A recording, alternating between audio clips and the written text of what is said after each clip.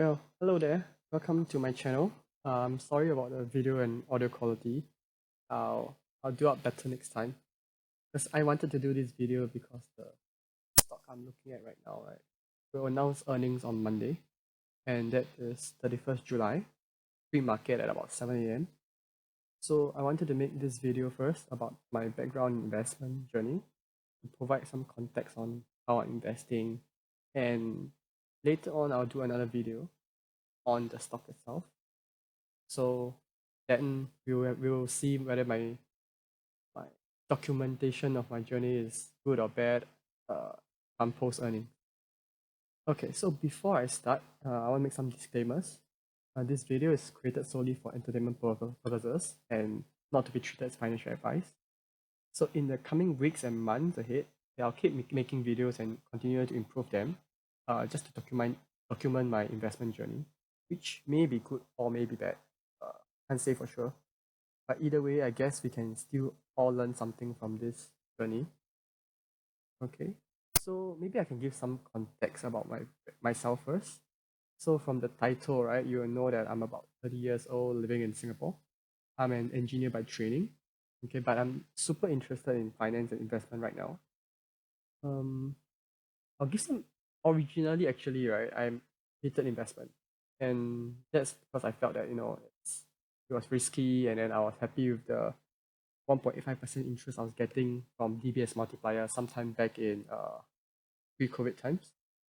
But then we all know that COVID happened and then interest rates went down to very, very low. I think it was as low as 0.5% for DBS. But then inflation kept rising. And that was then I finally realized that, hey, we can't just keep the money in the bank because, chicken rice, for some chicken rice, it was like $2, 2.50 before I invested. And right now it's about 4.50. So that's a 100% increase. And if my bank did not increase 100% during this time, right, it actually means that I can buy less chicken rice right now. So that wasn't good. So I have to invest to earn some money. I may not be able to beat inflation rate then, but I wanted to invest. So what happened? Okay, let me go to my okay, so this was a very old Excel that I found. That had my existing portfolio back in 2020, 2021. Okay, so what happened was actually I invested about 15,000 in S&P 5,000 in February 2020. Let me show you. Yeah. So I invested about here, about I think $330. Okay, I still remember that uh, it was through DBS because by that time there was no Moo, no Tiger, no nothing. So as we all know, right, if we zoom out a bit, okay, there was a big crash in the March of 2020. And then I think I invested about 15,000, right? I think when it was around here or here, I really lost like uh, about 30% of my portfolio, which was about 3 to 4,000. And then for someone who didn't invest before, right, it was quite a rude shock to me because like I felt, oh, you know, um, it's like I just put in my 15,000 that I saved over a few months, and stuff like that, and then suddenly, I lost 3 4,000.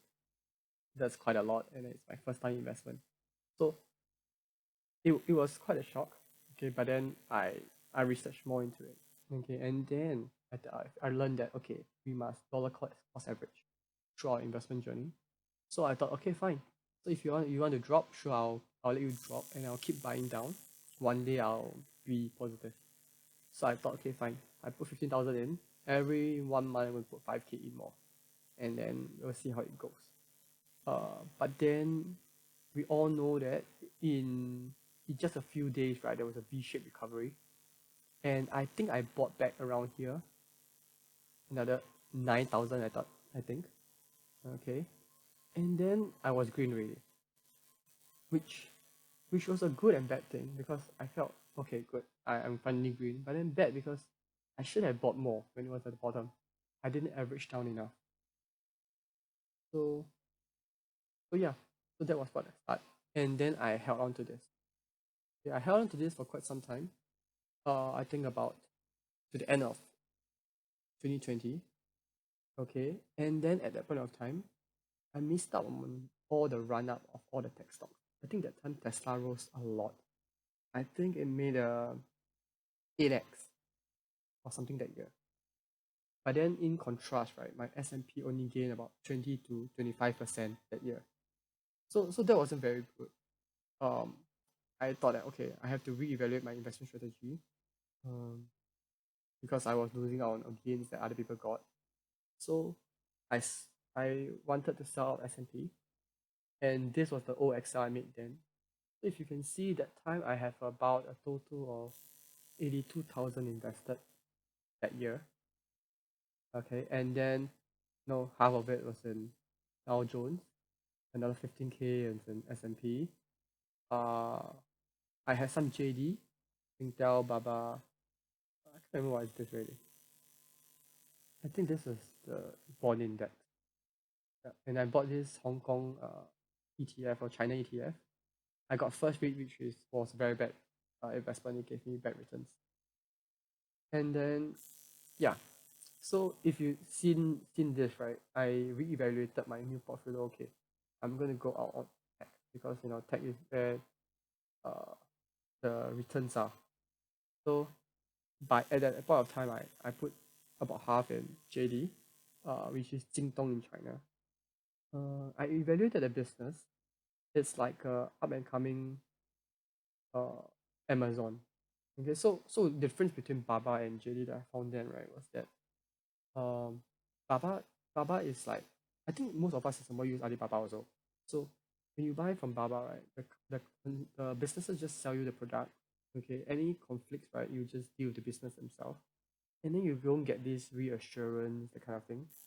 Whereas JD works somewhat like Amazon, so they buy the product from the businesses and then they sell it to you. So they are in charge of your fulfillment of all your products and whether you're contented, your returns, everything. So in that sense, I felt that it was a better business model than Alibaba. So that's why I chose JD over Alibaba. And that time Alibaba was about $240-ish, and then whereas JD was still rising. So that was that. Okay, and what do we know? In 2021 to 2022, right, China stocks had a huge downturn, right? If you remember, a lot of stocks went down. But luckily, I think I sold out of Alibaba and JD at a slight profit, like a very slight profit. The reason why I sold out was not because I didn't have conviction in this stock or the business models, but the fundamentals did change. The reason was that uh, I felt that the Chinese government would like just whack any company suddenly for no reason. And then, like I think Jack Ma at the time was missing for a while, something like that. And that wasn't very good. I thought that, I can't have the CEO just go missing.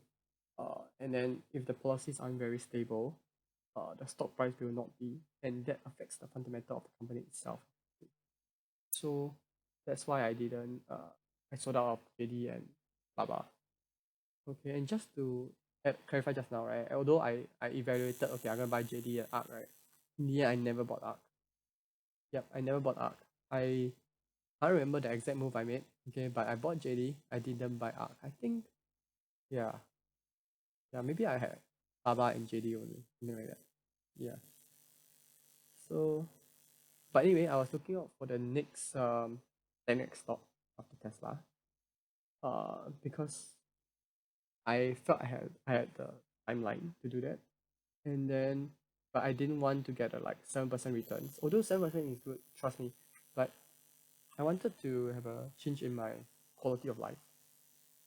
And to do that, right, if let's say I invested 80,000, right, if I had 7%, I probably gain about 5 to 6,000, which is all right, but it's not life changing money. With the 5 6,000, I can go travel, I can buy some stuff, but my life's not it's not going to change. So, but if a 10x would make 80K to 800K, and that could be a down payment for a condo or landed or something like that, and that would be a drastic. So with time, we were all very bullish in the market, and then Tesla was rising so much. So like every stock you bought is up, except what I bought. Uh, so yeah. So and based on that, okay, I was looking for quite a few stocks. I can show you the current watch list that I'm looking at. So that time, I was looking at Upstart a lot. Okay, which if you look out, right, it's really really has fallen so much. That time when I first looked at it, I think it was like $70-$80, and it went all the way up to 400, and then I missed it. I was like, again, I missed it again. But luckily, I didn't FOMO and buy in because we all know that now it went all the way down as $11, which is like a 95% drop. I also looked at Square. Okay, if you look at Square now, it's got block. That's not a good chart. It looks like a middle finger pointing at you. Uh, yeah, right now it's back to 2018 level, which is means that you didn't gain anything throughout the whole time. But I still believe Square is a very good business. I just don't know, yeah. So, but if you look at the market cap now, right, 47 billion, right? I think a 10x is possible because it can go to 400 billion if it grows its revenue, top line and bottom line, well. But yeah. So what else I look at? Of course, I look at Tesla. But Tesla being Tesla, right? It had a run up already. It's back to 2019 levels. No, it's not true. No, that's not true because they had a stock split. That they had a stock split. So um yeah, they had a stock split. So this is not very accurate. Yeah. But for Tesla, the market cap is like 800 billion now. Um, I know ARK is very bullish on it. So are many other investors on it. However, I look at the P ratio. The time was 1,000. Now it's dropped drastically already, but it's still way too high for me. And a recession is coming. So we all know that Tesla is like cutting prices and stuff. I don't know how it affects their margins. Their solar business is great. I love their tiles, but then I don't know how they will run go. Sorry about that. So for Tesla, it's 800 billion right now. So I don't know how. I don't see how it can become an billion, 8 trillion company in 10 years. Like that's way too much. Right now Apple's like probably the biggest. So yeah, this has it run up already. So I don't think I'm looking out for the next one. Hmm. Same for Apple and Google. I look into them, but then they are not. They're already very big. It's very hard for them to 10x. Okay. Yep. Okay. So what happened, right? Was uh actually I would like to give some background on my education. So I studied in the UK for my bachelor's degree, and then in the US for my master's degree. So I've been overseas, um, and then I truly felt in the UK and US, there were many banks, okay, and then to go to a bank is really very troublesome, and that's why, right, SoFi resonated with me. Okay, so if you look at SoFi chart, right, it's horrendous as well. uh I'll share more about SoFi in the next video, okay, when I invested in it, and stuff like that. But if you look at the chart, it's not beautiful. But the business model, what SoFi does, right, is that it hopes to be the digital banking one-stop shop. So even right now, right, even in Singapore, okay, we have checking accounts for banks, like we bank with UOB1, for that up to 7.8% interest. We have OCBC 360. We have credit cards, the 4 mile per dollar, 6 mile per dollar. Okay, for the cashback cards if you're into cashback. And then for brokers, right, last time when I first invested, I was using DBS Vickers. Okay, and then that was charging me a huge fee. And then after that, there was FSM1, which reduced it. Okay, DBS Vickers was like $25 plus plus. FSM1 was like 990 plus plus. And now we have like Momo, Tiger, Weibo, TD Ameritrade, interactive brokers. We have so many of them to use. But it's different from my actual bank, which I didn't like that I was having so many accounts and managing so many accounts, but then they had their own different, benefits. So that's why SoFi I felt right resonated with me because I really think that if SoFi came to Singapore, which they already registered with a business name here, and they're already in Hong Kong.